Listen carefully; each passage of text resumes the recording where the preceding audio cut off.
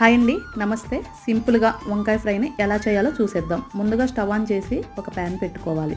దీనిలోకి 1 table spoon oil వేసుకొని 1 table spoon పోపు దినుసులను వేసుకొని ఫ్రై చేసుకోవాలి.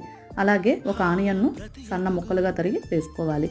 ఒక పచ్చిమిర్చి చీలికను కూడా వేసుకోవాలి. కొంచెం కరివేపాకును, పావు టీ స్పూను అల్లం వెల్లుల్లి పేస్ట్ వేసి పచ్చివాసన పోయేంత వరకు ఫ్రై చేసుకోవాలి. అలాగే పావు కేజీ వంకాయలను కట్ చేసుకొని నల్లబడకుండా సాల్ట్ వాటర్లో వేసుకొని ఇలా ఇందులోకి యాడ్ చేసుకోవాలి. ఇందులోకి పావు టీ స్పూన్ పసుపును, రుచికి సరిపడా ఉప్పును వేసుకొని కలుపుకోవాలి. ఫ్లేమ్ని లోలోనే పెట్టుకొని 10 నిమిషాల పాటు మూత పెట్టి మగ్గించుకోవాలి. ఇలా వంకాయ ముక్కలు మగ్గిన తర్వాత దీనిలోకి 1 teaspoon red chilli powder, half teaspoon garam masala వేసుకొని కలుపుకోవాలి. ఫైనల్గా సన్నగా తరిగి పెట్టుకున్న కొత్తిమీరను కూడా వేసుకొని కలుపుకొని స్టవ్ ఆఫ్ చేసుకోవాలి.